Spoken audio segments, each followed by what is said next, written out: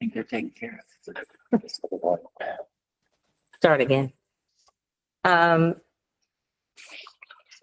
Okay, good afternoon, everyone.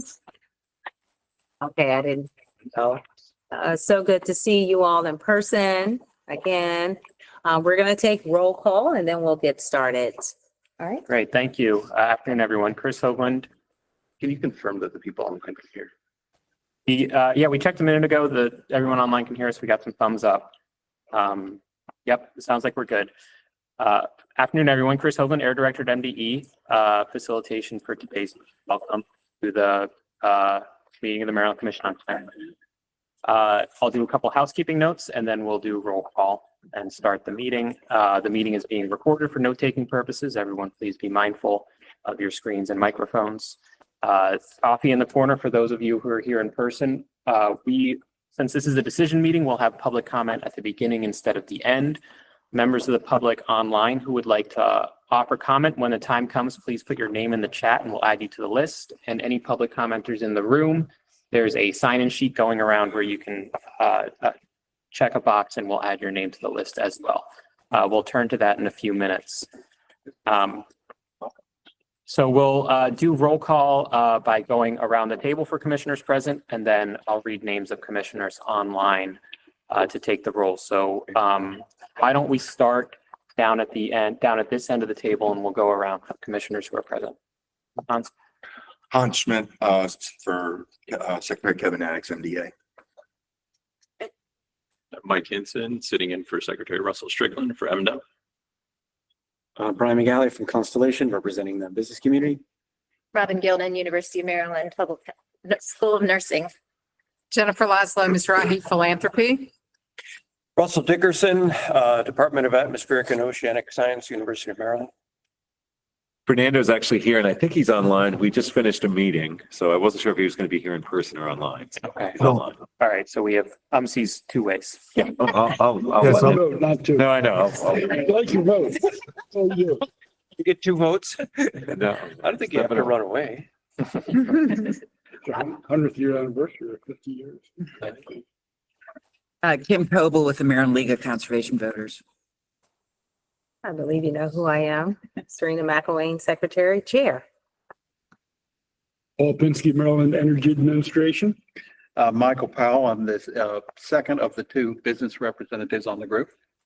David Smedick, one of the 2 NGO community representatives on the commission.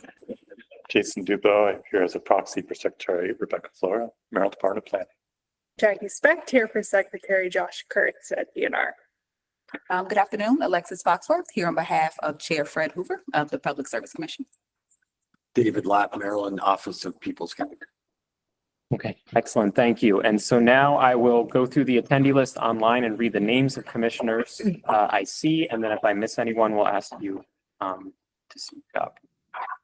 Going through, I see Delegate Dana Stein. Welcome, Delegate. Thank you. Eric Fisher. Welcome, Eric. I see Fernando online. I see Jamie Raley. Welcome.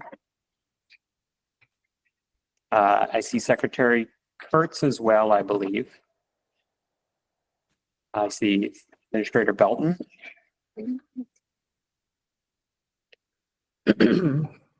And are there commissioners who I missed online?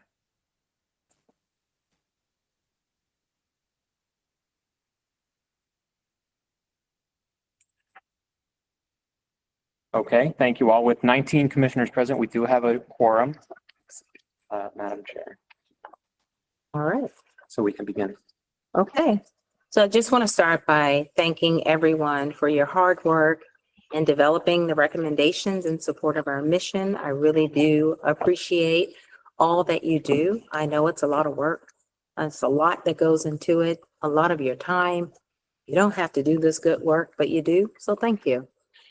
As you all know, we do have a new system this year in terms of managing the recommendations. I am pleased to say that we have focused those recommendations. We have 16 items this year across 4 working groups.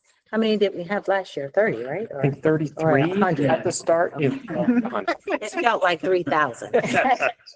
So we did it. We narrowed those recommendations down, and I think we have a good set to talk about today. With that, I think today should be a breeze. We shall see. If you think about the last couple of years, it should be a breeze. And I really do hope that we can make as much progress as we absolutely can. We have reserved time in October on your calendars, just in case we need another meeting to talk about these recommendations, but I think we can get it all done today. I really do.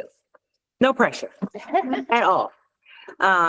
This year has been a really difficult one when you think about climate change policy, when you think about the federal administration who's taking a lot of steps to, I'd say, threaten the progress that we've made and the progress that we're trying to make every day.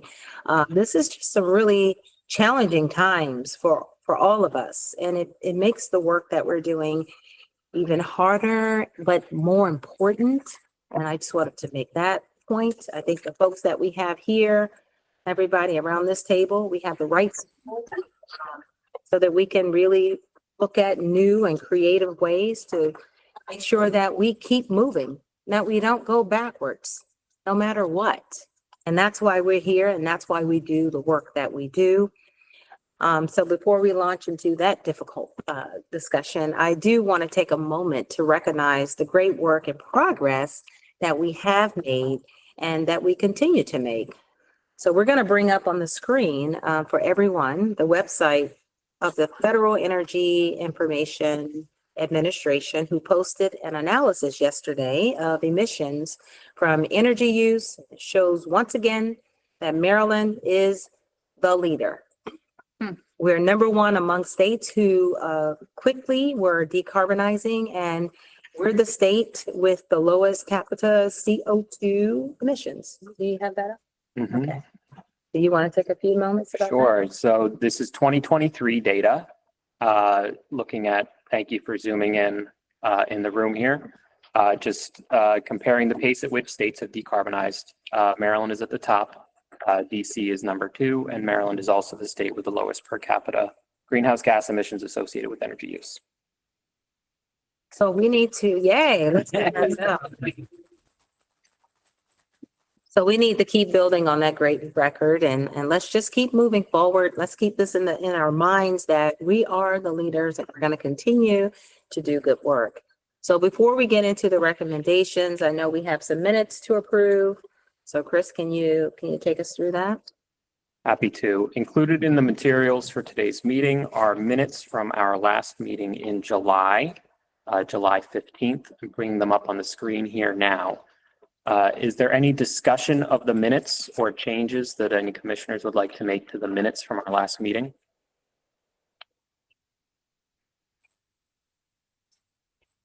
Did you read them? No, I'm kidding. Hearing none, I suggest we entertain a motion to approve the minutes from the last meeting. So moved. We have a motion. Do we have a second? Second. We have a second. I suggest, Chair, we treat this as a voice vote rather than roll call, if all are amenable.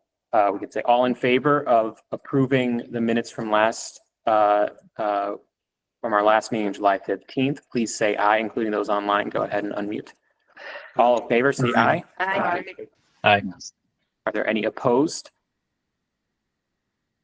Do we have any commissioners abstaining? Okay, thank you. All the minutes are approved.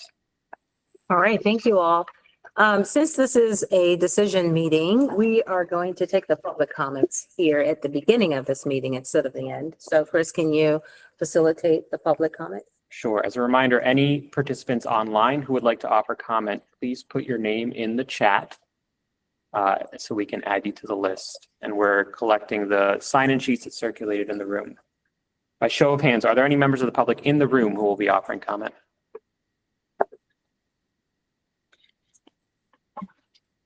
I'm not seeing any names in the online chat. Oh, here we have one. We have 2. So we'll start with Mike O'Halloran and then Burl Haywood. Mike? Thanks so much, go Chris. ahead. And Good afternoon. For the record, my And name is Mike Pause for O'Halloran. a moment, Mike. Oh, We sure. have a speaker issue in the room. We'll need to work through.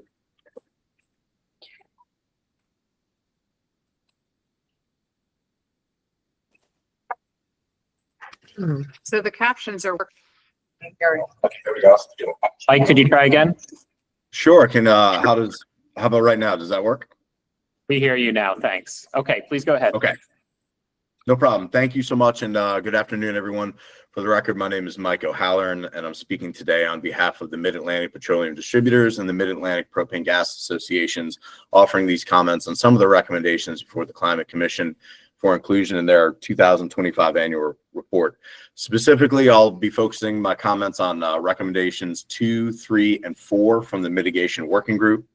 Recommendation number 2 asks MDE to study and make a recommendation on the adoption of a clean fuel standard, otherwise known as a low carbon fuel standard, in the transportation sector. Maryland does not have in-state fuel production capacity. It relies instead on fungible shipments of gasoline, diesel, heating oil, and jet fuel from the major pipelines originating in the Gulf. The cost implications for Marylanders would be enormous, and we have no way of guaranteeing supply. The state must tread very carefully when it comes to the possibility of mandating a clean fuel standard. Maryland does not have the infrastructure or the market to move forward with a mandate in the transportation sector. With regards to recommendation number 3, which asks the General Assembly to authorize the use of CEF for grants and loans to fully electrify buildings and discourage homes and buildings from using delivered fuels, the Climate Solutions Now Act of 2022 contained language that calls for the inclusion of bio and renewable fuels as viable options to lower greenhouse gas emissions in thermal applications. Since then, these fuels have routinely been passed over in favor of government resources being used explicitly for electrification. We urge the Commission to reject this recommendation and instruct the relevant departments to focus on energy efficiency and GHG emissions reductions already taking place in our industry. And finally, with regards to recommendation number 4, which asks the Moore administration to take steps towards creating an economy-wide cap and trade program, this recommendation of such a program would be added for all sectors of the economy. But according to the Climate Pollution Reduction Plan from a few years ago, the primary impact of the tax is the early closure of natural gas power plants by 2030, meaning Maryland would become more reliant on importing its electricity needs as the necessary generation is not available in state to avoid importing. Adding the changes that were alluded to at the beginning of the meeting at the federal level when it comes to certain types of renewable power generation, this leaves Maryland in a further bind when it comes to reliance on importing energy. Thank you for your consideration on these important issues. Thank you, Mike. Next, we'll turn to Burl Haywood. Burl? Hello, Burl Haywood, Greater Washington Region Clean Cities Coalition. We just finished our 3rd meeting of the Maryland Biofuels Task Force. We've got a 300-page draft report that looks at the low carbon fuel standard issue, the recommendation that you guys are looking at. So we have a lot of information to share. From a pricing standpoint, 2 weeks ago, I filled up in Virginia, and I saved 30 cents on E15, but I blended it with E85, and I saved $1.10 a gallon compared to premium. So from a price standpoint, not sure. I think we might have different information. And then when you look at, is Maryland making alternative fuels? They're not making any fuels. They don't have crude oil production. They don't have a refinery. They don't have a strategic fuel reserve. This is an energy security issue, just not carbon reduction. Carbon reduction is one piece of the sum of what a low carbon fuel standard can do.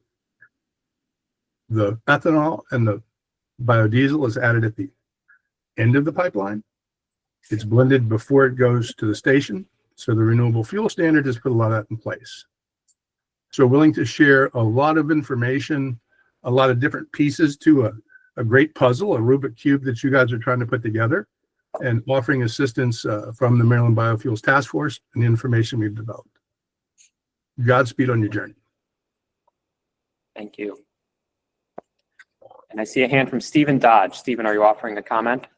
Yes, briefly. Thank you for the opportunity. I'm Stephen Dodge from Clean Fuels Alliance America. And I want to focus on recommendation 2 of the mitigation work group, and that's the recommendation to study a low carbon fuel standard, as was previously mentioned in the previous comments. Several years ago, MDE hired RAP, Regulatory Assistant Project, to make a recommendation on a clean heat standard. And a clean heat standard really is the first cousin to a low carbon fuel standard for transportation. And RAP said at the time that a clean heat standard would be the biggest arrow in the state's quiver to reduce carbon emissions from the heating sector. I would suggest that a similar program for the transportation sector could be similarly described. And if you look at what's happened in California, Washington, and Oregon, in California now with the low carbon fuel standard, 80% of the on-road diesel pool now is non-fossil diesel. And I think we can see similar results in Maryland with the adoption of a low carbon fuel standard. And I think the real important thing with California, as in the case of Washington and Oregon, is that the consumer, the end user, has not experienced an increase in prices as a result of the low carbon fuel standard. An LCFS will give the state the biggest bang for its buck in immediately reducing carbon emissions with little investment, if any, from end users and consumers. And I think the benefits will be great. So I hope the recommendation is adopted by the commission. Thank you. Thank you. Okay, I don't see anyone else for public comment, so we can move to recommendations deliberation. Okay, thank you, everybody, and thank you for your comments. So let's go ahead and move on to the recommendation discussion. I just want to be clear on the adoption. Is it majority of those present? Whatever your co-chairs want. Yes, so maybe I'll go over some of the procedures to remind everyone at this phase how it works. So this meeting and potentially the meeting in October will be the recommendations consideration. So the commission will consider each of the recommendations that have been advanced by the working groups and one by individual commissioners, one by one, discuss them, consider amendments, and then vote on each one. A majority of members present would mean that that recommendation will be included in the annual report, which at the November meeting, the commission will vote as a whole on approving that annual report. Under the commission's rules, approving the annual report as a whole at the end of the year requires a supermajority. The individual recommendations, the way the commission treats those is that a simple majority will include those recommendations in the annual report. So we'll go through the recommendations that were distributed to the commissioners by working group. For each one, we'll ask the chairs and co-chairs of the working group to present that recommendation to the commission, and then we'll entertain amendments and vote on it. We provided the recommendations in advance to all the commissioners, and some commissioners did provide some amendments ahead of time. And so those were included in the revised draft that we distributed to everybody last week. We will first turn to those amendments for those recommendations that have them. I'll have all of the text up on the screen here for live editing to incorporate amendments as we go. Any other questions about process? Yeah, David.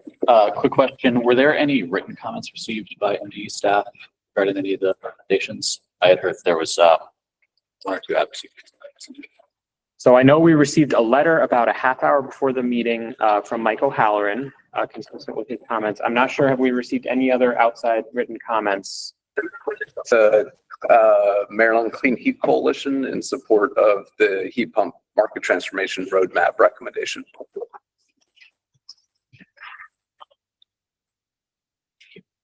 Thank you. Any other questions on the process as we get started? Okay, then we will start with the Adaptation and Resilience Working Group, which has 4 recommendations for the commission to consider. Jackie, would you mind leading us off on behalf of Secretary Kurtz? Yeah, thank you. So I'm Bex back here for Secretary Kurtz. We have recommendations. The first one calls on the Department of Health and the Department of the Environment to really make sure that we're making our climate and health data available to inform local planning. And so it's calling on them to make sure that that data is up to date, We're working with academic partners to make sure that we're updating models that are showing how climate change is affecting health in Maryland. And we're making sure that this data is available through reports or other means so that, again, it can inform that local planning. Thank you, Jackie. Mhm. Are there questions or discussion on this one? Kim? So the recommendation says it's initiating in 2026, but there really isn't any deadline or due date. Was that discussed by the group? So this is actually, this recommendation comes from the Next Generation Adaptation Plan, which has a time frame built into it. So it's following the time frame that's built into that plan, which you're right, is not reflected here, but is something that we could add in. Okay, I support adding that in. We also currently, so Cliff Mitchell at Department of Health has been moving on this initiative. So it's not starting from zero, it is starting from somewhere. Yes, wonderful. So more possibility for it taking off and moving towards completion. So is there a line edit necessary from that conversation? Yes, I would suggest,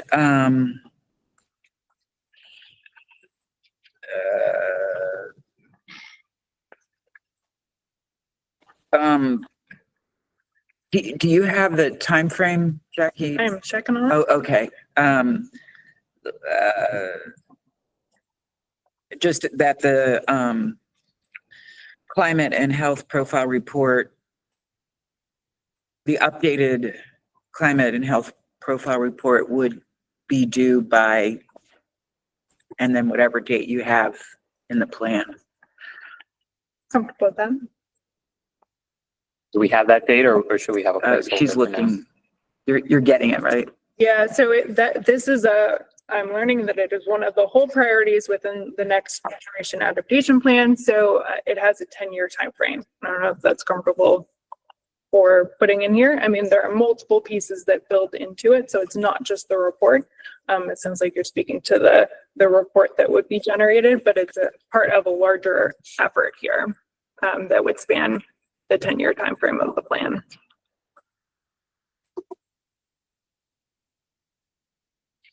Or not to have the year in there. Yeah, we don't want 10 years. I guess, so this recommendation is dealing with a specific portion of the adaptation plan. Yeah, exactly. Okay. And does the adaptation plan say when this report is due?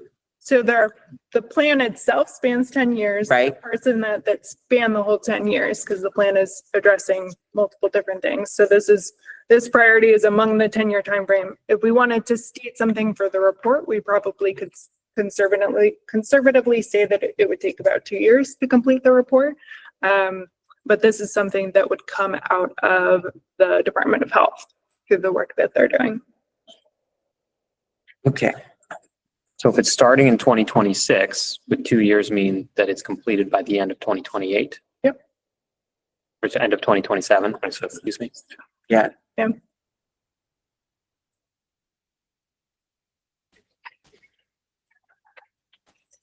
Is that your motion? I guess. I'm not whether to second it. I know. Let's see. I move that we amend the recommendation to include that the climate and health profile, the update of the climate and health profile report will be completed by December 2027. And I'll second that. Is that all right with you? Okay, so we have a You motion. good? Yeah. We have a motion. Kim, if you wouldn't mind, is the sentence that I added up on the screen here consistent with your motion?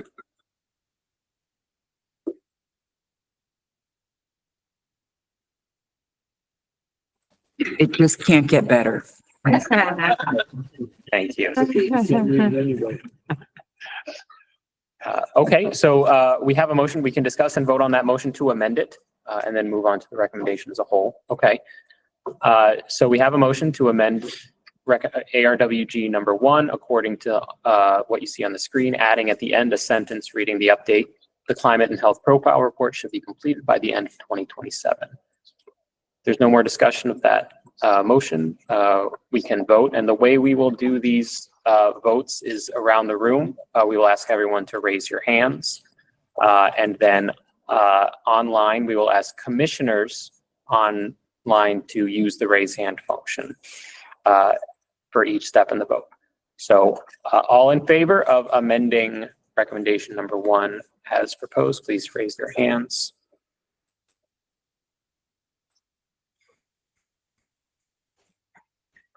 Thank you. Those in the room can lower them.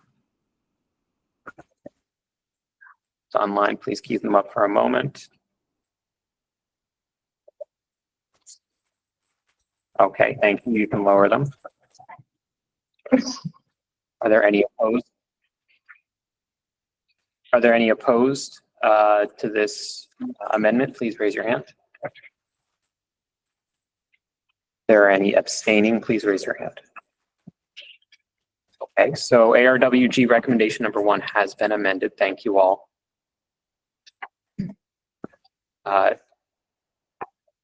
Is there any other discussion of the recommendation, or will someone move to vote on it? I move. Okay, we have a motion and a second. So we have a motion to approve the inclusion of ARWG number 1 as amended here in the annual report for consideration at the November meeting. Is there any discussion of that before we vote? No? Okay, all in favor of including ARWG number 1 in the annual report, please raise your hand.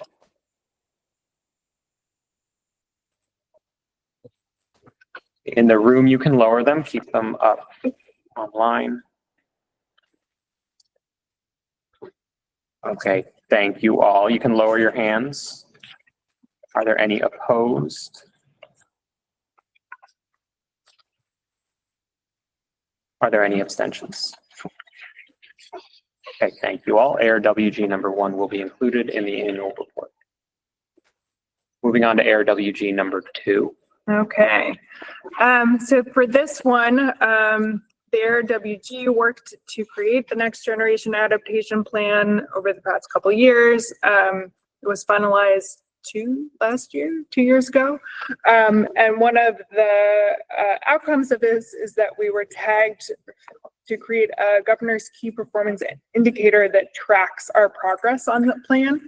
So it outlines activities that the state can be taking across adaptation strategies to make sure that Maryland can adapt to the climate changes that we're facing.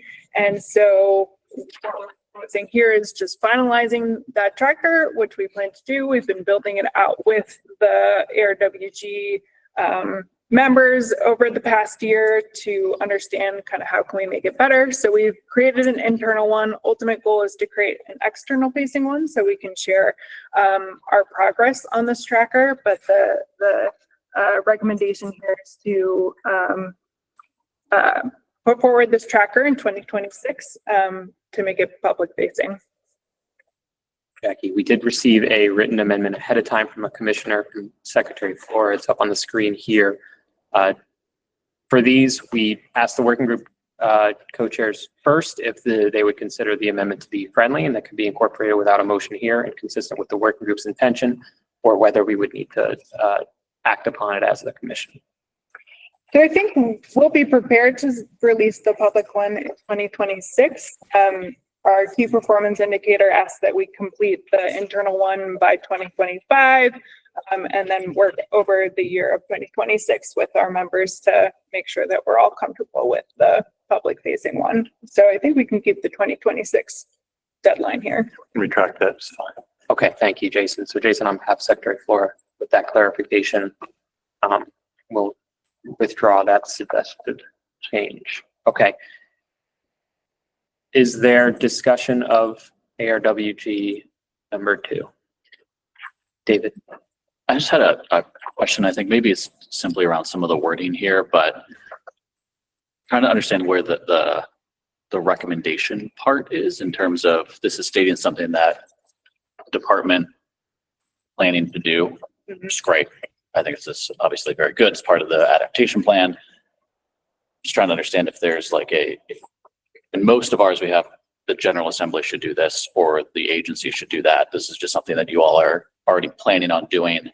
So I don't have an issue with us including it, but I'm curious if there were any discussions around tweaks for this year based on ARWG discussions about like, maybe we need to have the public facing tracker doing X, Y, Z instead of what the plan originally said.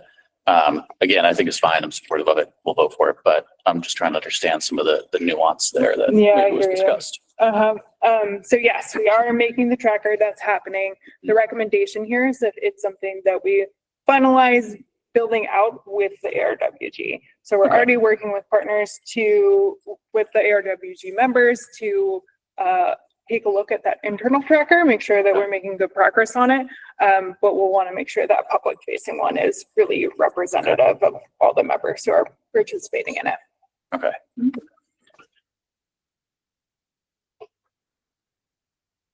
Okay. Other questions or discussion of this recommendation? Okay, if there's no more, I suggest the commission entertain a motion to approve this one. Do we have a motion? ARWG number 2? I think we had discussed that if it was a recommendation from the work group, we would treat it as moved without the need for a second motion. I think is what we had suggested, since it was basically a recommendation from the work group. Gotcha. Okay. So then we can consider the motion on the table. And if there's no further discussion, we'll call the vote. So all in favor of including ARWG number 2 in the annual report, please raise your hands. You can lower them in the room. Thank you. Online, please keep them up.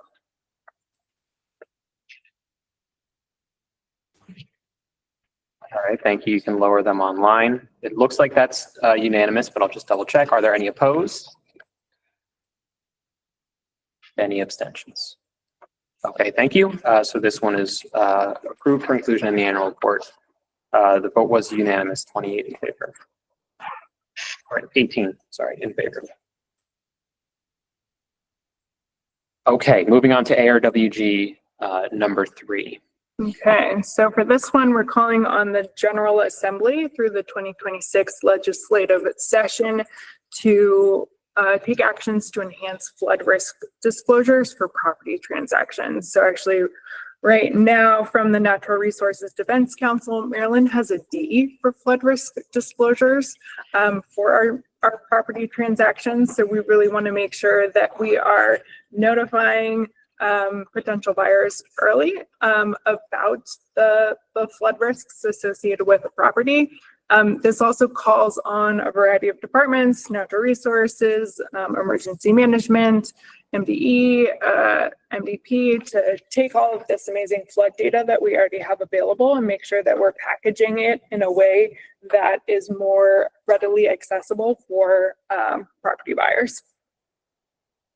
Thank you, Jackie. And we had some amendments submitted in advance by Secretary Flora.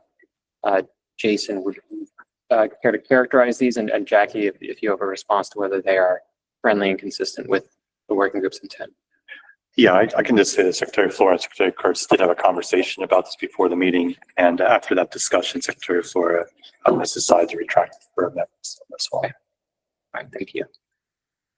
So I'll clear those out. I think The question was about the amendment, so it doesn't matter.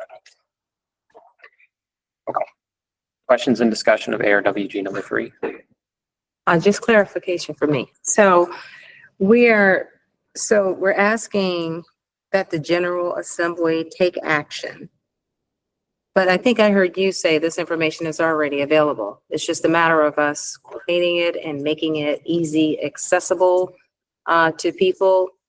But yet we're asking the General Assembly to make this law. Is that what I'm making mandatory, that those disclosures are available earlier in real estate transactions? Yeah, exactly. So we do include flood disclosures in property transactions right now. It's buried at the end when you're signing. It's like one of those disclosures.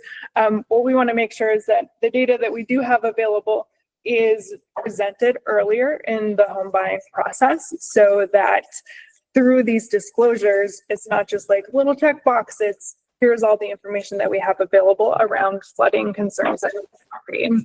Is that something we need to, I'm just opening up to discussion. I'm just kidding. Is that something we need to bring to the General Assembly to move disclosures from the back to the front?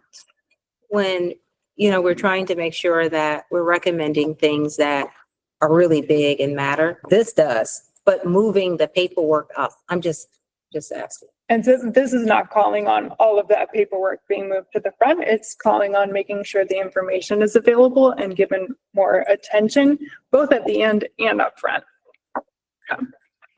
So this particular proposal has very significant financial consequences for people who own property.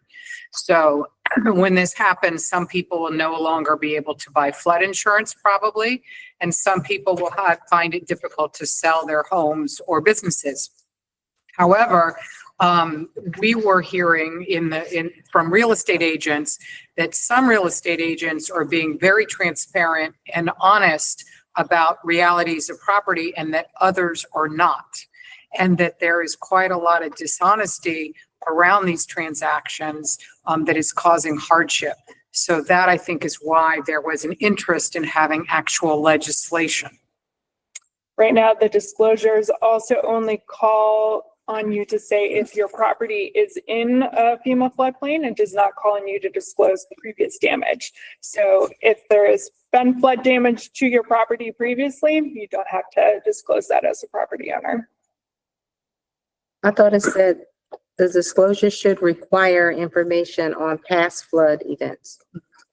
Right, we're asking that information will be included. Oh, okay. Yeah. Okay. A question, it also says, future flood risk.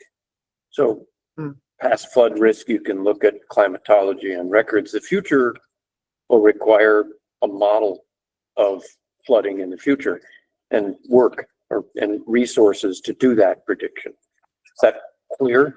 It's actually future flood risk resources in the language in the recommendation. Not risks, but risk resources. Yeah, which is crucial to me. I'm sorry, I don't want to speak out of turn, but I mean, one of the things we've got in this state is a housing crisis. And as Jennifer recognized, this will have real impact on sales of residential property. But the problem with making it future risk is, to some extent, people will disagree about what the risk is. And so the different people will say, well, I think the sea rise will be this much. And I think sea rise will be this much. And I think we'll have this many hurricanes. I think that making the resources available and requiring disclosure of any past flood, I think is common sense.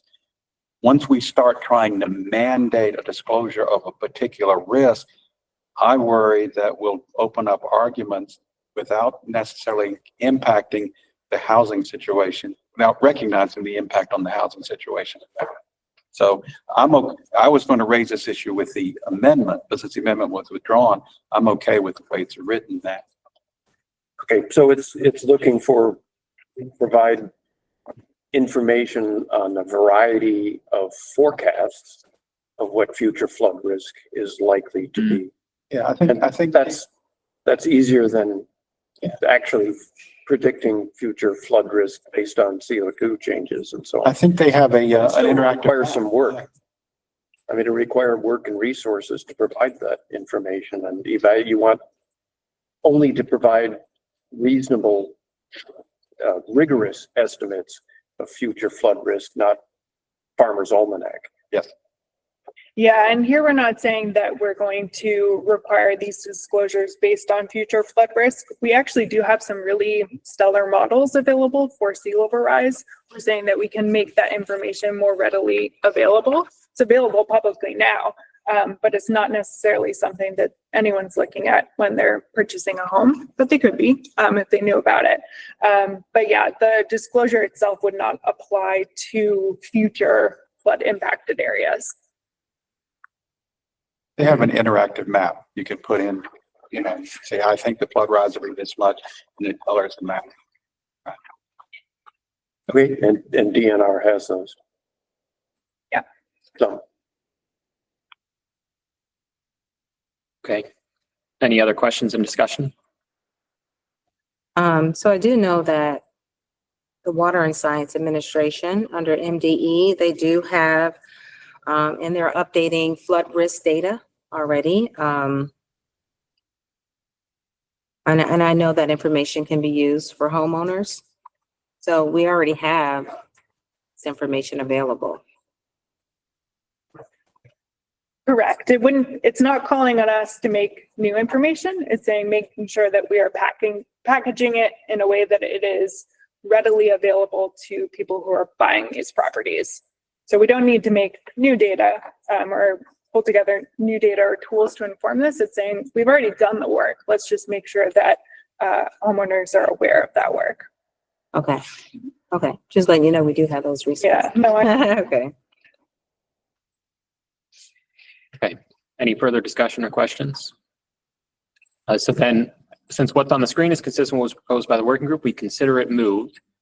So we'll treat this as a motion. Last call for discussion before we vote on the inclusion of ARWG number 3 in the annual report. Okay, hearing none, let's move to a vote. All in favor of including ARWG number 3 in the annual report, please raise your hands.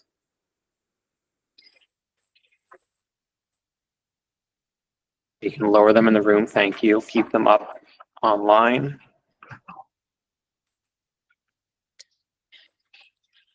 You can lower them online. Are there any opposed? Please raise your hand.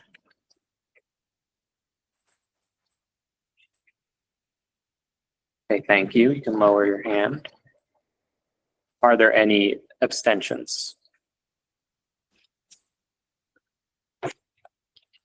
Okay, thank you. So ARWG number 3 will be included. The vote was 17 in favor, 1 opposed, no abstentions. Moving to ARWG number 4. Okay, last one.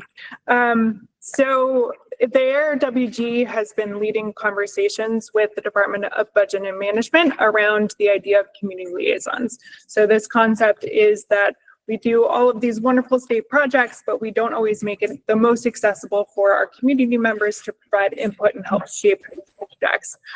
So we actually are fortunate as the department to have received federal funding that's going to allow us to build out this concept of a community liaison program.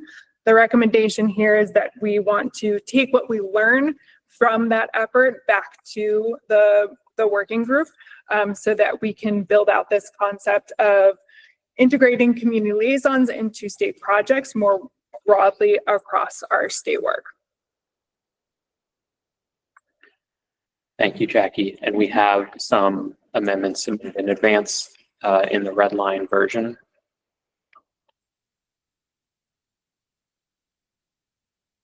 I've already received federal funding. Yeah, we have. Mm-hmm. Seems like that should stay in then. But then it'll end. Hmm? But then it'll end. Well, it's a pilot. I mean, how long is the pilot program? It's going to be about 4 years. And so, I mean, the idea though is that we'll work beyond just this federal funding spot. So I think I'd be comfortable with the change either way. Okay. Where in this case, yes, we'll be using federal funding, but that might not always be the case.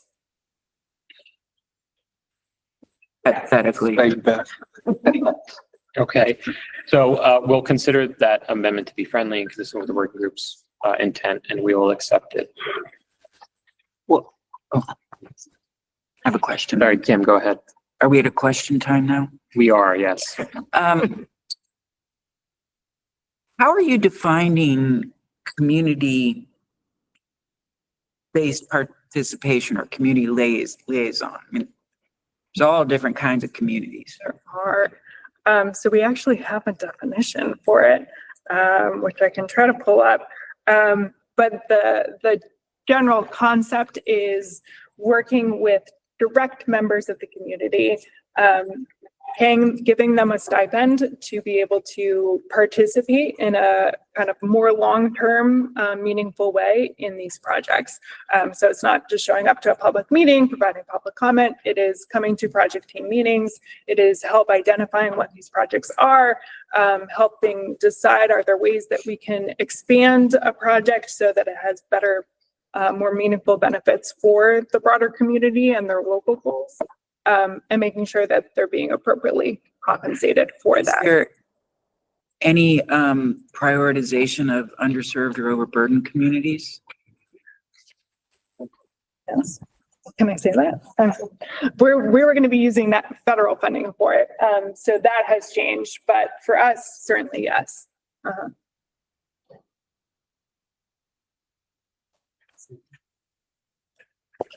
Okay, thank you. Yeah. Thank you. Other questions, discussion of ARWG number 4? In the room or online, David Smetic?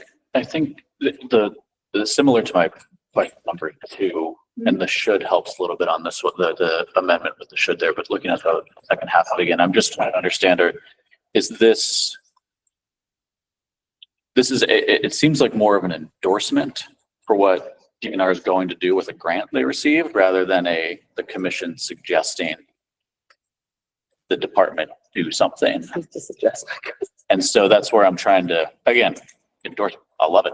Great. Glad you all are doing it. But are we, maybe to Kim's point, do we need to have more definition around, like, as the commission recommending community-based participation in overburdened and underserved communities, or from overburdened and underserved communities, or something a little bit more there in terms of what we would be recommending done that isn't already a part of your grant? Again, federal funding contingencies. Yeah, and I think fair question. I think you could almost divide this into 2 parts, where that first sentence is really background context. We have this funding, we're doing this work, it's going to happen. The second part, that second sentence, is really the recommendation here of, we don't want to just create this pilot program and have it be something that DNR is working on. We want to bring back what we're learning, and build on the conversations that we've already been having as a working group around community liaisons, bring that back to the working group so that we can continue working together around building out this idea, working with DBM about this concept. So the recommendation is really that second piece. Is there anything stopping that from happening now? That sort of collaboration and coordination? One is just funding for it. We are going to have to work really closely with DBM to figure out what that payment structure looks like. It's more complicated than you would think.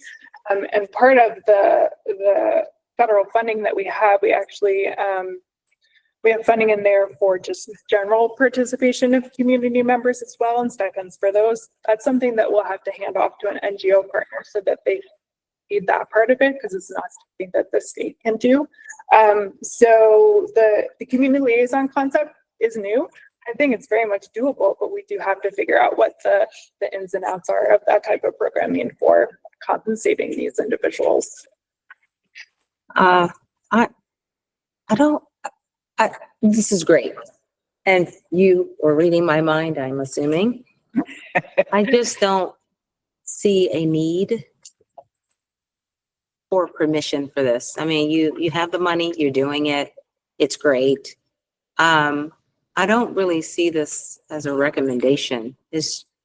Maybe we could break it into 2 parts. Where no, I understand. The first part is not the recommendations, background context, but the second part is calling on the working group to come together and explore this this new process together. Do you need permission for that? Do you need the work group to tell you to do that? I mean, this commission. I think it's the commission approving that we are able to focus our time as a work group on this initiative that we would like the approval for.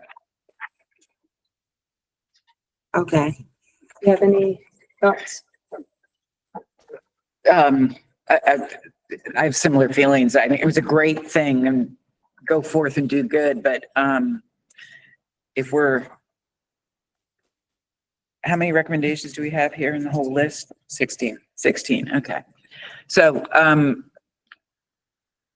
don't know if we're trying to trim it down or not. the recommendation doesn't seem all that strong to me, so. The only thing I heard that did seem there, it was a suggestion that you needed funding. And if it were a recommendation for the General Assembly to provide funding for, then I could see an argument that we need to make. Well, that's a whole different. Yeah, But that's not what they're asking. I agree with you as written. Not sure if we're telling anybody to do anything that they don't already doing. If it were asking funding. Right, that's different. Yeah, and Based on what Becky said, it seems like part of this is asking for the Adaptation Resiliency Work Group and the DBM to do something more with whatever the findings are of this study. So one possible consideration for an amendment that could be more aggressive could be that the commission directs the RWG and DBM and DNR to ensure that the recommendations for improvement or the ideas related to the success learned from the pilot are implemented through some type of permanent community liaison program moving forward. If the pilot shows that there is some successful, right. The pilot could show that it's not. Right. But if it does show that it's positive and we can make it a permanent program, then maybe that could be the recommendation. Yeah, I mean, A thought, if there's my doc, a thought occurs to me that, because you hate to vote it down or anything like that, but what you could do is suggest that as an alternative to including it in the formal recommendation list, that the commission directs that the work group report back to this following the pilot on the recommendations of the pilot, or next year, whatever period you want, and make it a commission request, much like we ask people not to bring more than 4 recommendations. We ask the work group to come back. Say that we're comfortable with that suggestion of really creating this as a pilot, us bringing back our recommendations. I will emphasize that this type of work's not being done across the state right now. And I think if we want meaningful input from our communities, we should be striving for really supporting community liaisons in our work. But if we want to amend this so it's really focused on creating this pilot, bringing back recommendations, I'm comfortable with that change. You can include it in the narrative of the report, right? Saying the commission has also asked for, without having it in the formal recommendation list. I think that's one approach. The other, though, I think Jason, I liked, which seemed to go a little bit further, which was based on the outcomes of the pilot project. If it's proven successful, if it's proven. Right. Then, let's keep moving ahead. We don't need this. We don't need to study this again. We don't need to do anything else. We just want to, if it's successful, let's go. When is it done, the pilot? You said 4 years or next year? It's a 4-year pilot program, but we will be initiating it this year. So I think we'll have recommendations that we can move forward with in the year. We have hands from Director Pinsky and Jennifer. Yeah. This is not meant to be dismissive. We spent 30 or 40 minutes on this. We have 60 proposals. Agencies also have their own departmental bills. So I just want us to be aware of our time. Yeah. And again, I think it's worthy of conversation. Not going to set the world on fire. It doesn't mean we shouldn't address it and recommend it to the legislature. And as we know, our recommendations go to the governor and legislature and they can say thank you, but no thank you, which they've done frequently in the past. Yes. So I just want us to be aware of our role and also this meeting and one more meeting, and we have 14 more. Okay. Or 13 more. You have a hand from Jennifer and then Dr. Gilden. I just felt that because we're just starting a pilot, that maybe we could come back with this next year. I was just gonna say, I strongly support community liaisons, but yeah, I agree that it's too soon. Okay. So the commission yeah. has a couple different avenues to direct the work of the working groups. One is we can discuss what they're doing in the annual report. and talk about the outcomes that are to come. Another one is that the commission will consider the working group's priorities at its first meeting of the new year. And so often, rather than making recommendations that are commission actions, the commission has opted in the past to simply direct the working groups to do those actions through another avenue other than a formal recommendation in the annual report.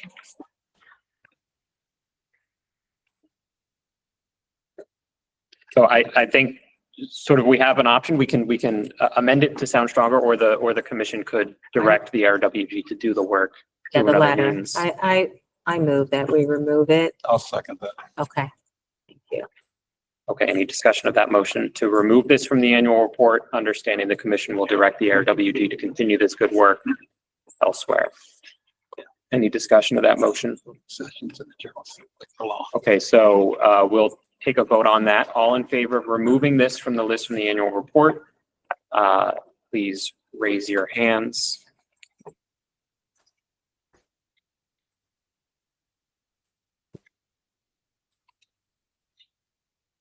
You can lower them in the room. Please keep them up online. Okay, you can all lower them online. All opposed to the motion, please raise your hands. Thank you. You can lower them. Any abstaining from this motion? Okay, thank you. So the motion carries. This recommendation will be removed from the annual report. Instead, the commission will direct the ARWG to continue this work through the annual report or through the ARWG work plan. But thank you. That concludes the ARWG's recommendations. We'll turn now to Education, Communication, and Outreach Working Group. Are our co-chairs, Amy and Jabari, online? Yes, I'm here. Yes, Amy won't be able to join us today. Can you hear me okay? We hear you. Thank you. Okay, good. All right, well, good afternoon, everyone. ECO has 3 recommendations this year, and the first pertains to continuous improvement and accountability in climate action. This recommendation has 2 primary focuses. Number 1, to acknowledge the current challenges and hurdles to policies and funding as relates to many climate programs, at least on the federal level, which sometimes could trickle down to the state level as well, but also to emphasize the importance of progress reports. So the recommendation is for the governor to issue a renewed executive order to the subcabinet on climate for agencies to annually seek stakeholder input, update and share their climate implementation plans, and then to annually report on their progress on the Maryland Department of Environment website. Thank you, Jabari. Questions? Yeah, okay. Thank you. Opening for discussion, we have Secretary. I think we can do all that without an executive order. Yes. All the information is already available. We do issue a report. I don't think we need an executive order to get to what you need. We can just make sure that you get what you just asked for. Okay. Well, that's even easier. So that's great.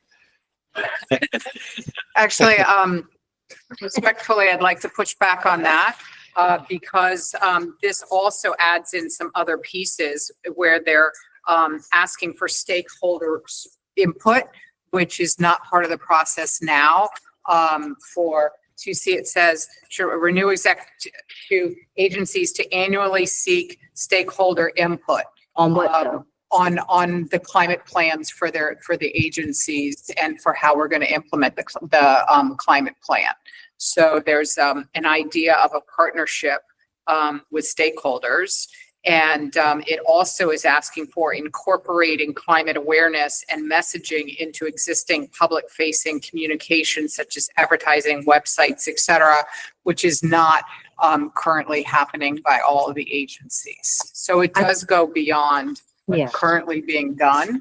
And the committee was feeling very strongly that those aspects, given particularly the limited dollars, that we need more public, private, nonprofit, faith organization partnerships, and that this would bring in more stakeholders to solving the problems. Okay.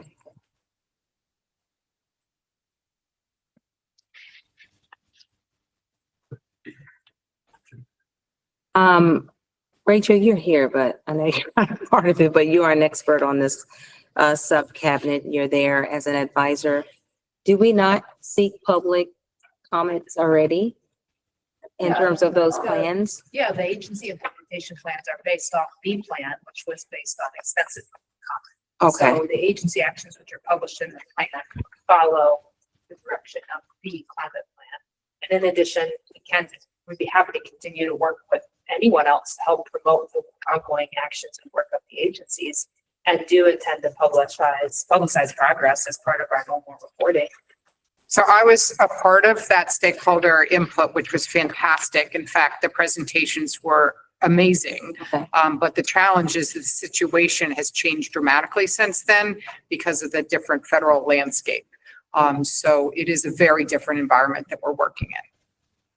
Go ahead. Yeah, and the secretary has been really leading in, as part of the sub cabinet, to actually help agencies prioritize those actions based on all those federal shifts. So you will see in the report this year, the prioritization of those activities, given all those shifts you talked about. So that is a part of their ongoing actions. But is there any public process of input for stakeholders on that at all? No. During their current prioritization process? Right. I mean, I think all agencies are open for ongoing input and discussion about the work that they're doing. And I'm the chair, so I can bring that up. I just don't think an executive order is necessary to do that because we are doing so much already. And just as you said, that was the number one thing I asked for, was exactly what you said, which is please consider all the changes that are going on right now with the federal administration and adapt and update. And that's been done, and you'll see that. But I take what you say very seriously in this recommendation, but I think that we can make sure that we address your concerns, and particularly me as chair, I can make sure that you're getting. Including the marketing piece?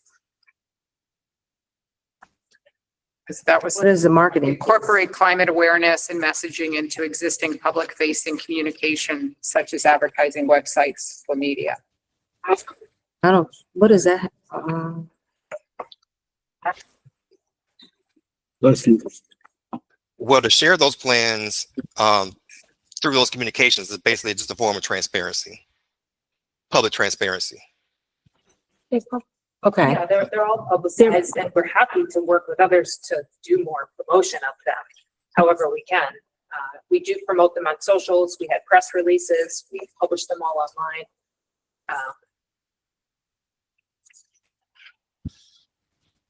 So I have Dr. Gilden. a question about structure and strategy. Is there community involvement early and ongoing with all of these processes across all departments? Or is it just a one-time involvement, community involvement, and then you report back and it's all public knowledge, but there's really no community interaction ongoing, and like a community liaison would be? You're referring to the plans? Yes, themselves? yes. Okay, so each agency is asked to, just to be clear with the EO, the executive order. So the agencies, we have climate goals and they are aggressive. So the executive order, the point of it is to bring us all together internally as one agencies, and to put it out there to the public that this is not just MDE, it is all of us. And what are we going to do to address or to be a part of reducing greenhouse gases and everything else that's in the climate pollution reduction plan? It's not, although the public has been involved, as you stated, that's really the purpose of what we're doing. So I'm trying to keep us to understand the purpose of the climate implementation plans. I don't even know how to explain this. Coordinating function and Yeah. organizing function to ensure leadership. Right. So it's not really, I don't think it's what you think it is. It's about us coordinating as the state of Maryland. And we're all in this together. And what are you going to do, XYZ state? What are you going to do? It's not about what the public's going to do and what the public thinks you should do. It's what are you going to do to help us get to these greenhouse gas reductions and all the other things that we need to do. I'm saying that to say that, and I do want to offer an amendment to this. I think we should take the executive order part out, which probably not happen anyway. That's a lot to ask, but perhaps we can, if it's that important, maybe we can say direct MDE or something, to do this, right? To do all the things that you're asking for, or some of them anyway. Please. First of all, that seems terrific as an amendment. So I just have a question. Since you developed your plan, we have a new state economic development plan, which has 4 lighthouse strategies, which are all incredibly data intensive. And so I'm wondering if the Commerce Secretary and those who are working on those plans that include the data center needs are a part of this working group, the climate cabinet. Secretary Is Secretary Coker part of your? Yeah, he is. He is. Okay. Yes, absolutely. And he is. Okay. So we have some hands up. I want to note perhaps, Madam Chair, the amendment you suggested, here's a potential option here, could be edited such that the recommendation would read that the Department of the Environment, as chair of the governor's subcabinet, should direct the member agencies to, and then all of the functions already listed. Direct or? Yeah. Empower, enable? Yeah, something a little more work with, yeah, encourage. Yeah. I think that would be a little. Work better. with, sure, the member agencies to annually seek stakeholder input, et cetera. Yeah. So we had a hand, I think, Hans first, and then Jackie. I was just going to say from an agriculture standpoint and recognizing our greenhouse goals and so forth as being soil health, as being one of those practices to help meeting those goals.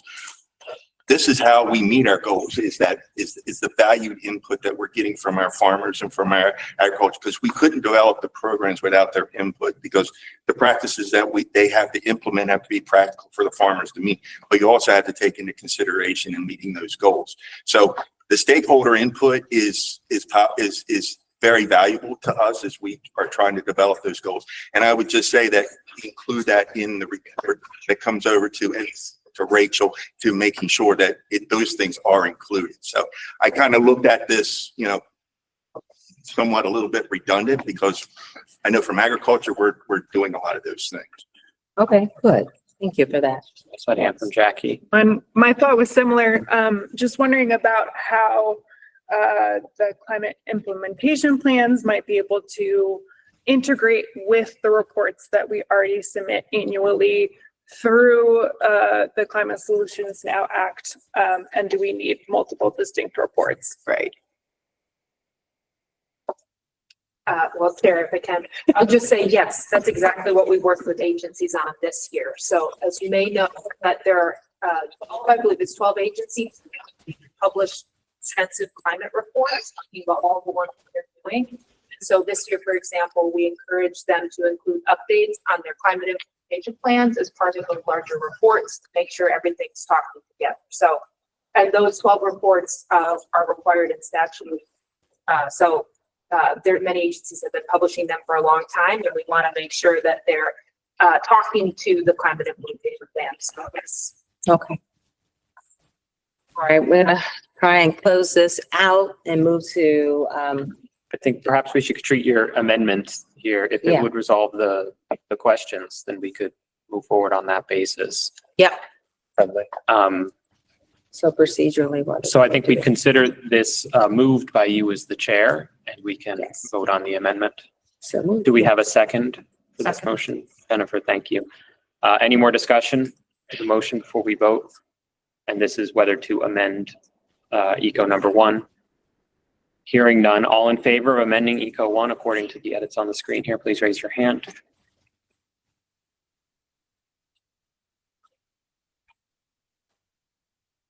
Okay, you can lower them in the room and online.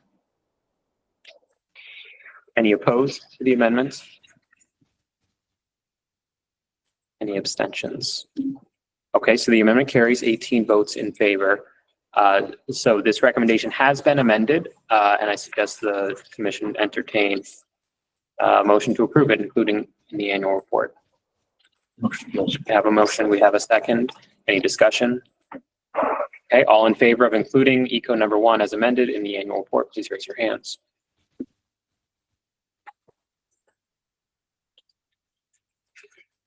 Okay, thank you. You can lower them. Any opposed? Are there any abstentions? Okay, thank you. Eco number 1 is approved unanimously as amended for inclusion in the annual report. Moving to eco number 2. Okay, excellent. Thank you all. So the next recommendation pertains to Climate Education Week. We've had tremendous success with the Maryland Climate Teach-In since its inception, and building on that success, we were, which also includes the governor's proclamations in 2024 and 2025, recommending that the Maryland General Assembly introduce and pass an updated version of the FY 2024 House Bill 993 to declare the month of April, which coincides with Earth Month, as Maryland Climate Education Month. In the past, we were looking at 1 week, and that posed a few challenges. So therefore, expanding to a full month, we realized that would minimize conflicts with Maryland legislative calendar, as well as some of the school districts' spring break planning and testing and so forth. So it also keeps in line with current trends of acknowledging April as the entire month of April as Earth Month. By the way, I do want to also recognize our champion, Delegate Stein, who, championed this bill, who I think is present on this call. And I believe that's the full context for that particular recommendation. Thank you, Jabari. Questions and discussion of eco number 2?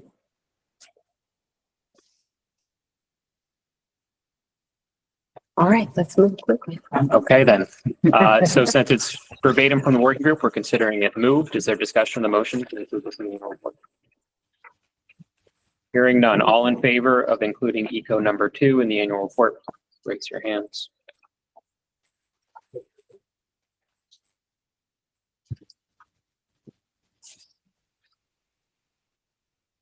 You can lower them. Thank you.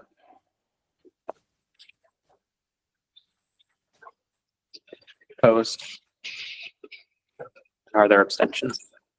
Okay, eco number 2 is approved unanimously to include in the annual. Thank you all. Eco number 3, Jabari. All right, I like. Building partnerships, solutions, and trust. That's, first of all, I want to acknowledge the importance of partnerships and stakeholders in building trust in the community as pertains to climate solutions. So the recommendation is that the governor and executive agencies actively engage residents, businesses, nonprofits, experts, and environmental groups as partners to shape climate solutions. And then by gathering these ideas from stakeholders, also investing in climate education, inclusive events, cost-effective strategies, and partnerships, the state can ensure transparent, participatory action that builds trust, diverse leadership, and better outcomes. I think we know it's broad, but I think that kind of covers a lot right there. Thank you, Jabari. Discussion of eco number 3. Secretary. Go ahead. I'll refer to you. I think this is similar to some of the questions I had for the AirWG ones in terms of, I think this is a good, strong value statement. I know that there's like the governor and executive agency should do this. I strongly as I can agree with it. I'm just trying to understand like what the different action working group is seeking from the state on this, or recommending that commission should seek from the state on it. And so I'm curious if the eco working group members could expand upon it a little bit more, or if we need something a little bit more precise on it. or if this is an overarching value set that the commission wants to adopt into our annual report for how we want the state to be acting in terms of how it's developing regulations, different pilot programs, whatever. I'm just a little bit, again, really strong value statement I align with. But I'm trying to understand what the meat is that the commission would actually do with this.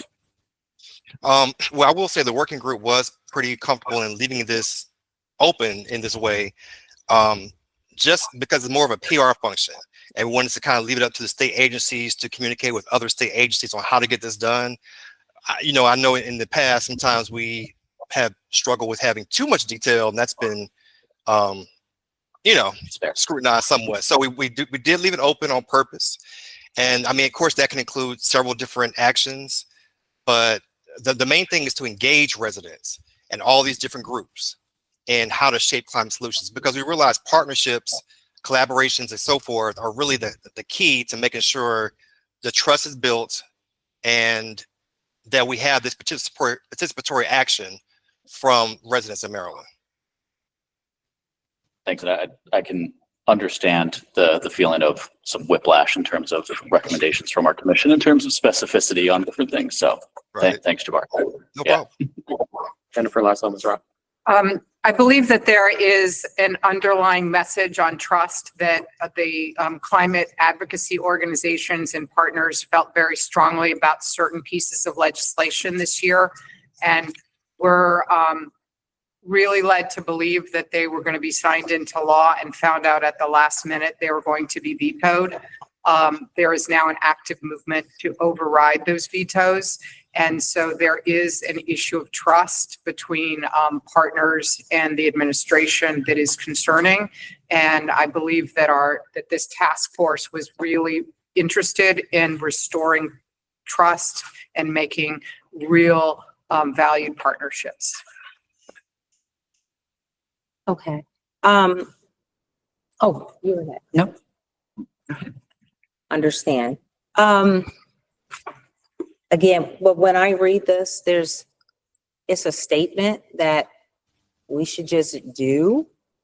Some agencies are already doing that. It says the governor and executive agencies. So I know that we engage residents already. We engage nonprofits. We bring them in a lot of things that we do. We have our own educational program, and a lot of agencies do.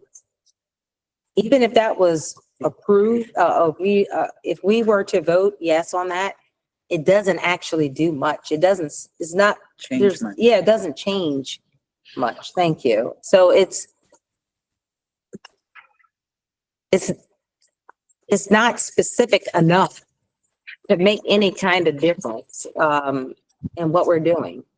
Is there a way to adapt it to encourage a value statement of valuing trusted partnerships with stakeholders that comes out of the commission?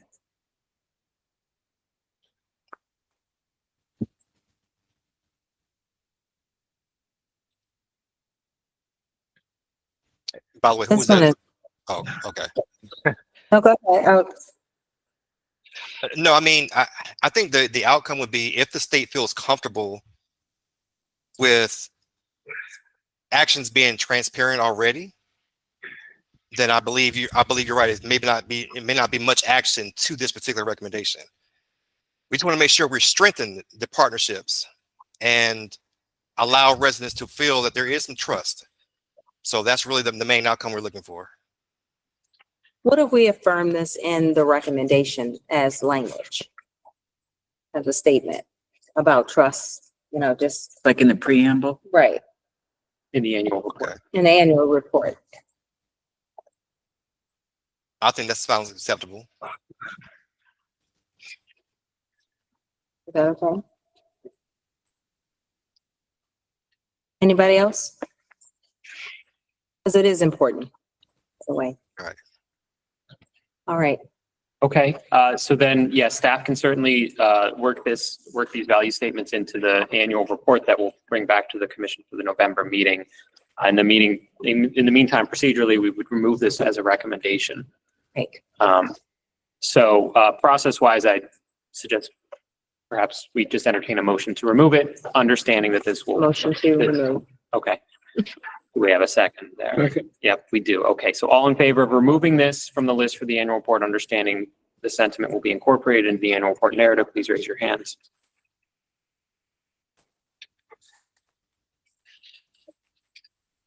You can lower them in the room, and you can lower them online. Thank you. So that motion here. I'm sorry, any opposed? Are there any abstentions? Noted. Okay, thank you. That concludes ECO's recommendations. Thank you, Jabari. Thank you all. Thank you. Moving now to the mitigation working group. Kim and Mike, co-chairs, would you like to introduce MWG number 1? You want to start the first one? Sure. Tonight?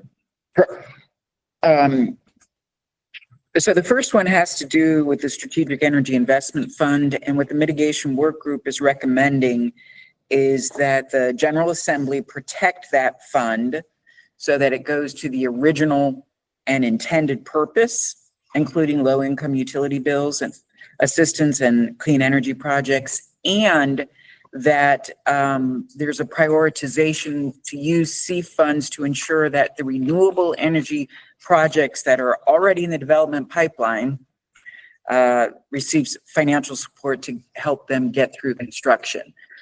And that's as a result of losing federal money, and a lot of projects are out there unable to move forward. So it's really clarifying the intent and the allocation of the C fund, and including highlighting the need for projects that are in the pipeline to get funding. And that prioritization would be for the next 2 years. Thank you, Kim. Discussion of this, Secretary. Yes. So I really do appreciate what this recommendation is trying to do. And I will say that I don't think anybody appreciates it more than I do, but this is real crazy times right now when we think about what's going on. And I know when what you just said, Kim, about clarity of what this is, what the intent of this program is for, or the C funds. But there's also a piece in here, obviously, that's restricting the use of the funds. And I just think with the uncertainty that's going on, I don't know if we should be restricting what we're, the funds, the C funds, right, at this point, because it is crazy times. But I do have an alternative that I think will get to what you're trying to get to. And I think it's the same value. And we can write it in a way that we're not constraining, considering all that's going on right now. Why don't you bring up the alternative language that I think is getting to what you want, but just not as restrictive. Okay, up on the screen here is an alternate paragraph. I'll read it. Strategic Energy Investment Fund balances over and above revenues assumed in prior fiscal year budget should be used primarily to advance construction of renewable energy projects already in the development pipeline and to support low-income utility bill assistance. And before we discuss it, I do want to turn it over to you, Paul, because this is your program, the C funds. So do you have any comments on this? Yeah, I can't tell you how many people I said, keep your damn hands off the C fund. I mean, that is our bread and butter. I was going to say meat and potatoes, but I'll say fish and potatoes. Away from red meat. Look, that's the basis of our budget. And most of that money is sent out in grants and rebates to seed clean energy projects across the state. And each year there's a line out the door of people. My former colleagues say, I have a project, I'd like to take your money. So I would like to protect that because that is the basis for our existence. That being said, if there's a budget shortfall and it's a matter of food stamps or health care, I'm not sure the other 20 or so agencies should have to give back. But MEA shouldn't. I think it puts us in a very awkward situation. And look, I'm not always a team player, but in this case, I'm a team player. And I think MEA is like the other agencies. And if there is a need for the general budget for needs that are more immediate, I think saying hands off then is very difficult. And look, I think we believe that clean energy is a benefit to working and poor families. When will we see the results? It's unclear. It might be 2 years, 5 years, 20 years, 50 years. But if working and poor families are affected by the economy or the budget and are at risk, I think we have to do our fair share. So it's for that reason, I think the way the original one is worded would basically say, you can't take that money. Now, all that being said, there was, and I won't go on too long. Last year, there was, we lost $230 million to the budget shortfall and $200 million to the rate relief, which I fought, to be honest. I think it would have been better investment in clean energy that's going to help working poor families than a $30 or $40 savings in 2026, 27. And I think most people in the legislature and the secretary know where to stand on that.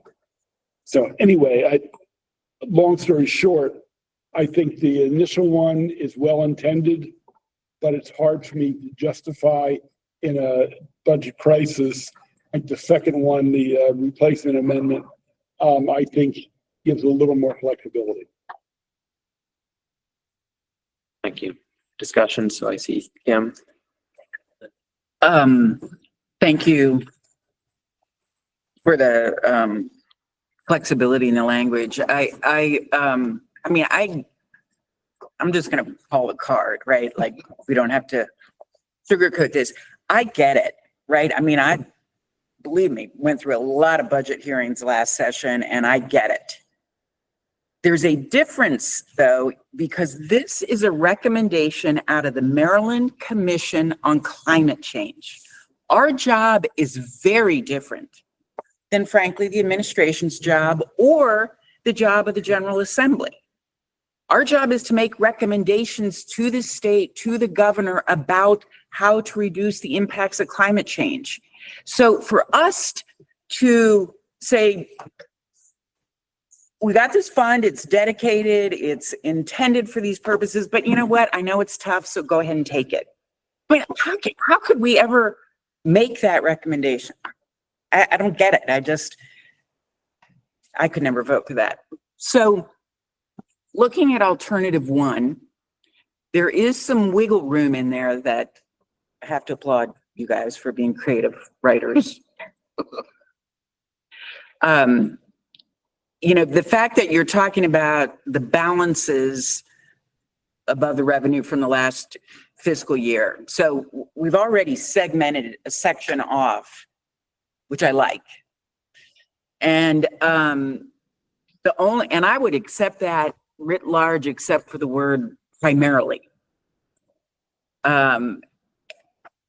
Because again, we're opening the gate to taking whatever you want above what was budgeted last year. So if we can find a even more restrictive word there, then I think we're getting mighty close. Okay, so I saw a hand from David Lapp and then Jennifer Laszlo, Ms. Rahi. I'm looking at the language, they do seem very similar. I just wanted to make the broader point that this money is all coming ultimately from ratepayers. And when we take that money from ratepayers and we use it for general funds, I'm sort of saying the obvious. That's a regressive tax, essentially. That's we're paying for, general funding for the state through utility bills, which are regressive relative to taxes. So we certainly favor, as I'm hearing most everybody here does, I mean, including Director Pinsky, keeping those funds benefiting ratepayers or measures that enhance the well-being of ratepayers. That said, I think what Kim said is, pretty accurate. The second, the alternative, is, not that much different. And in some ways it might be better because it refers to that balance. Maybe we could say predominantly, or, if there's, another word there. I think our position would be to strike primary, or primarily. Yeah, in a fantasy world, we would take the word primarily and make it exclusively. But if we take out the word primarily, it doesn't mean that it's exclusively. It still gives wiggle room without us saying we're going to give away the store before they even open the session. So just take out the word primarily, because it doesn't say only or exclusively. It just says it will support those things. Have a hand from Mike Powell. Okay. Respond to that, and then David Smetek. For what it's worth, my viewpoint on this is based upon the fact that I actually served on the first CEF advisory board many years ago by O'Malley. And the truth is that you can't protect the CEF from being taken for other purposes, such as utility relief when prices are high. It happened back then, happened this time. So even though I support the original language, I think Director Pinsky's made a very good point that, look, you can't recommend the General Assembly take money from everything else in a crisis. So I think the amendment language is more likely to have an impact on the General Assembly than the original language. I think suggesting some restrictions on how much money goes over is more likely to have an impact than just sort of a don't do anything. And I agree with Jennifer's comment. If you take primarily out, you're still making the same point. I think we're reading these things more closely and carefully than they actually will be read by the General Assembly. I know the experts right here beside me. I think the concept is going to be there that, look, don't take any growth away, at least preserve that regardless of what the situation is. And we recommend that it be primarily or entirely, or just, we recommend it be spent on these two issues. Next, we have David Smetek. To your point, Mike, and to Kim's original point, that I like the original language. To be honest, I think that I understand the alternative language, could vote in favor of it, but I think that as the Climate Commission, again, having that original language delivers the message to the General Assembly that we want to prioritize this. And that's what came out of the working group through that process. And again, to Kim's point and to the administration officials, I understand the different perspectives. Probably have the same sitting in your seats, but in my role in this one, that original language is delivering the right message from the commission. And I also think there's a little bit of, I like the second half of it. I'm supportive of both the original language and the second alternative, the second half of it. But I'd also, to Director Pinsky's point, yes, some benefits will take 2, 5, 15 years, but there are uses of the CEF fund that can help lower utility bills tomorrow if we do investments into residential energy efficiency. And you do, and it delivers benefits the next day. And so I wouldn't want to, like, I want that second half almost feels in the alternative more restrictive than what MEA can already do with its funding. Correct me if I'm wrong, could be misinterpreting it, but I'm trying to make sure that we aren't solely looking at new clean energy projects and low-income utility bill assistance, which I support both of those things, but there are ways that we can be getting at the root of the issue of some of those utility bill problems through CEF spending that would include additional investments to energy efficiency in the residential sector. And so that's why I like the first language the best. I think that it does I think it strikes the balance that we need as the Climate Commission. Thank you, David. We have a hand from Jackie. So I think the new language does a really good job of actually balancing the reality of the space that we're in right now while still calling attention to what I think we as the commission are really invested in making sure that we're supporting. So I think it actually does a really good balance of saying, we know the reality of where we are right now, but we really want to make sure that where we can invest in these renewable energy projects. Okay. Go ahead. Yeah. Again, David, I'm very sympathetic to what you said. And on the alternative, if it would help after construction of renewable energy projects, improving energy efficiency and reducing greenhouse gas. I can't speak for the secretary, but if the intent was to as much as possible, use that money for all those areas. So I don't know. And primarily gives you that flexibility. Which is what we're doing now. Right. Now, I don't want to get in the weeds, but the money we get from Reggie and the money we get from ACP is different and ACP is restricted. But we're doing multiple things. We give out hundreds and hundreds of grants. I mean, $200 million in grants to seed and scalable projects. Right. And as you said, David, summer energy efficiency and audits that reduce bills immediately. And also on community solar. If someone signs up for community solar, if they're in poverty, they might get a 20% reduction in their bill. So I don't want to be dismissive of that. But if it helps, we could add a few words in the alternative. It may or may not change people's minds, but if there's no objection, I would, after construction of energy efficiency projects, and then somehow put in in the brackets. Energy, I can't see that far. In the brackets, I've added, after renewable energy projects already in the development pipeline, I've added to invest in energy efficiency and reducing greenhouse gas emissions as a second item on the list. Yeah, I think if that makes it more palatable, it may or may not. But I think that was the intent. It was not to limit, the alternative was not to limit the investment from what was in the first part. I think to keep it more open, I would not put that sentence in.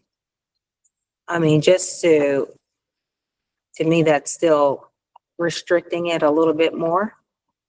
Do you not feel that way, Paul? No. Right now, it says only in constructing new projects. Well, we spend our CEF money now in multiple areas, those areas. So I think this broadens it. It doesn't narrow it. Oh, I see what you're saying. I think. We've answered Kim and Russ. So now I'm like way confused. So in the alternative language, CEF balances over and above revenues should be primarily used for these things. What happens to the CEF balance below it? Is that up for grabs? Like, we don't even. What do you mean below it? So the balance is above the revenues from last year is what that speaks to, but it doesn't speak to the balance, the amount that came. So if you guys generated $250 million last year, and this year you get 350 million, we're talking about the 100 million difference. But what happens? You know what I'm saying? Base. Yeah, there's no reference to because the original language is saying protected, and we don't even talk about it. Okay, so we wouldn't be having this conversation if we didn't have the extra. Okay, so let's back up a little bit. So Reggie brought in about 250 million, maybe a little more this year. How much did Reggie bring in? Last fiscal year was 261. 261. And correct me if I'm wrong. Before the influx of money from it, right, there really wasn't a problem with protecting that money. That's always been, quote, protected. The issue has come we had an influx of about $300 million that we didn't anticipate that came from the alternative fees, right? I think that's where this conversation, that's really what we're talking about. It's that piece. It's not the 250 million that we get from Reggie. I think the issue is the extra money. Respectfully, I don't agree with that because all the money. The money that's coming in is temporary. We usually never, ever, ever see that kind of money coming in. This has been a strange time, the last year or two, correct me if I'm wrong, of this money coming in. Usually it's $2 million. All of a sudden we got $300 million. So I think the issue is, can we have that money? That is the money we're talking about. But what we're saying is, with this temporary money that's coming in, right? Can we remain flexible because of these uncertain times? We just don't know. I mean, just with everything that's going on with the federal government, we don't know the state of Maryland. The budget is already bad. Why restrict it? Am I missing something? Well, the recommendation from the mitigation work group was to protect all the funds in the CEF. Right. All of it. Including the new, right. Right. So that's the original recommendation is, let's use that for intended purposes. That's the recommendation from the mitigation work group. With a prioritization to one of the intended purposes, which was renewable energy projects and low income. And though I would support the amendment, it has been rated before. In the first year, it was used to increase rate relief as opposed to entirely greenhouse gases. I know because I thought about it. And I'm not sure that in fact you can assume that we're not going to have increased revenues given the changing Reggie standards. But that said, I still say I don't think we can expect the General Assembly not to move some of that money. And so making a recommendation that they preserve the whole fund, I think will not go far with it. Well, I know you think that, but the mitigation work group did approve this recommendation. Right. And again, this is a recommendation we're making to them. I wish to God it meant more than it does, but we have hands waiting from Russ Dickerson Sorry. and David Smetic. That's all right. I can be quick. Just want to point out that some of these renewable clean energy projects will have direct and immediate benefit, just like rate reductions on human health. For example, replacing diesel with electric vehicles will have immediate benefit, especially to the people that need it most. And so don't sell your program short, Paul. Who's next? David. I think just a plus one to what Kim's most recent comment. I think it is cleaner from this commission and just more, it's a recommendation to the General Assembly. The Climate Commission wants to protect and prioritize CEF funds for their original intention. I think that's the easiest way for us to go forward. Jennifer Laszlo, Mizrahi, and then Director Pinsky. Can we vote on the first one and see if it passes or not? Can we vote on the original and see if it passes or not, and then discuss the amendment if it doesn't pass? Procedurally, Procedurally, we have an yeah. amendment on the table, so I think procedurally we would want to resolve the I amendment. think you have to vote on the First. amendment. If it's a friendly amendment, then you don't have. I don't think we can call that a friendly I amendment. don't think it's a friendly amendment. Because it clearly, even though I support it, it clearly is the opposite from what the work group recommended. Yeah. Director Pinsky. Yeah, I think it was David who talked about what seats we sit in. Yes. And then I think that may be true of many of the people around the table. Look, the climate solution plan that the secretary and MDE called for $1 billion a year. Right? It hasn't happened.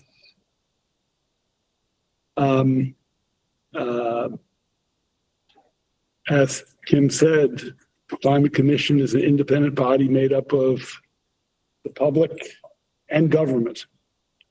So we are all in different seats, which is complicated for a lot of us personally, to be very honest and frank. So I think we should just let it rip with that understanding. You know? I don't know how else to put this. Yeah, I mean, yes. you know, I think so. this was 4 years ago. Some people around the table vote might be different. But it is what it is, you know, and I think, let me leave it. Look, we think we're doing good work. We want as much money as possible to do that. But to be very honest with you, we were given a mark by budget as to what our budget should be for 27. It will leave some unallocated money in reserves because they don't want one agency to increase their spending, even though we are not funded by the general fund. So if everybody else is flat and we go up because we're not part of the general fund, there's some question of how that looks, to be very frank. So we are given a number and it puts some money in the back room that's there, sitting there. We don't have actually the capacity, the resource to give X amount out. We need another 40 or 50 people. Ultimately, we would like to give that money out in projects. This year, we had 2 major things that the governor approved. I'm sorry if I'm taking too long. Yep. 50 million to MDOT for parking lot solar arrays. And we just announced $50+ million to the counties for solar. We would like to do more of that. And we'd like to have it there. But things take time and there's certain limitations, which is why I today will be supporting the amendment and probably being silent on the original bill. Okay, thank you for that. Sorry. No, thank you for that. Okay, so in the interest of time and letting things fall where they may, I suggest, Secretary, we just need to determine whether to include the additional language from Director Pinsky here in the amendment, just being inclusive of the purposes of CEIF beyond renewable energy projects and low-income bill assistance, its existing expenditure functions. And then I suggest we consider the amendment formally. Action on the amendment. Yeah, I think you would vote on the amendment. I'll second the amendment. And then if it fails, then you vote on the original. I think that's the right process. I believe so. Do we have to vote on the amendment or was that adopted? So we need to vote on the We have amendment. to So make the amendment to the it amendment. has been moved and seconded. The amendment to the amendment? The amendment to original. It is this alternative language here is one amendment to replace entirely the original recommendation. So the amendment on the table is to strike this language and replace it with this language. Second. It has been moved and seconded. Is there any further discussion before we vote? This would replace the prior draft from the working group. Okay, so we're going to call the vote. All in favor of the motion to amend MWG number 1 to read in the alternative paragraph here instead of the original paragraph, please raise your hands.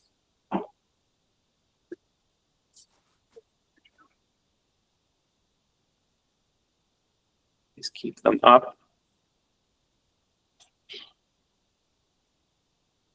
Okay, you can lower your hands in the room and online.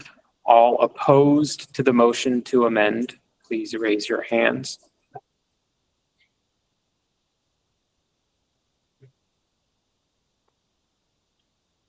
All abstaining.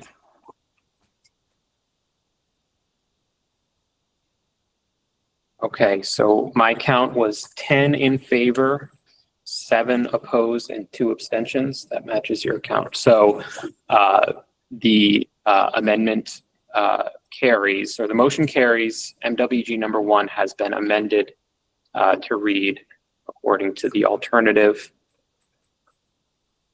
Since that passed and it was not unanimous, I would suggest we should now vote on the amended version, whether to include it in the annual report.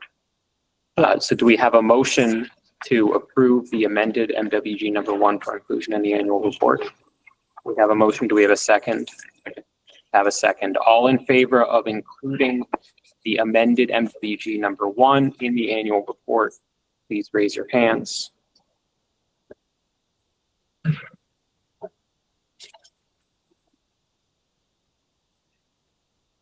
Keep them, you can lower them in the room. Please keep them up online.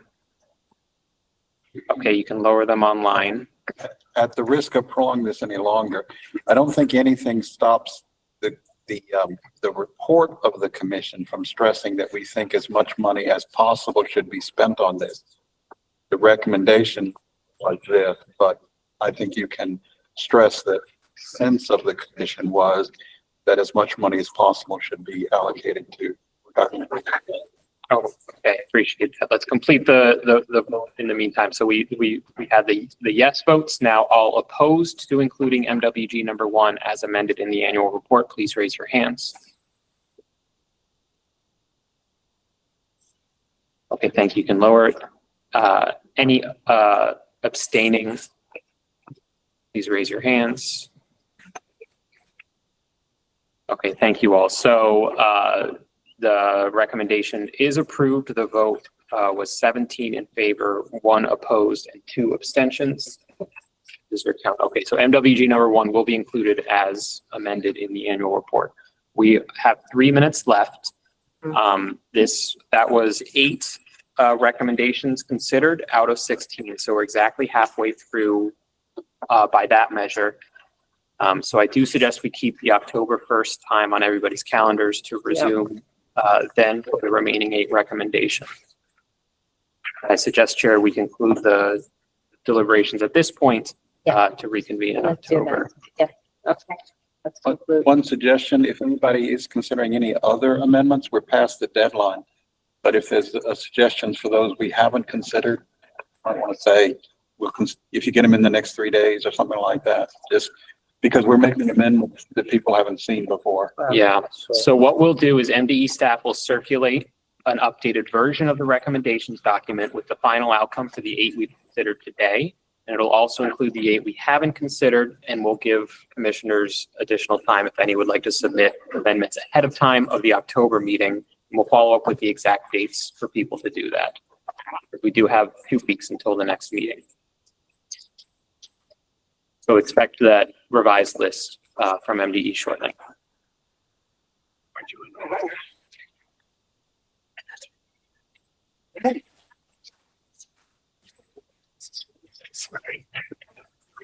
Okay, so with that, Chair, Yes. leave to you whether we should adjourn. No, let's just stay here. Think about this. No, I'm kidding. Yes, thanks again, everybody. We got halfway through, not all like we wanted. Yes, we did. And I appreciate your time, and I'll see you again in October. Thank you. Thank you. Yeah.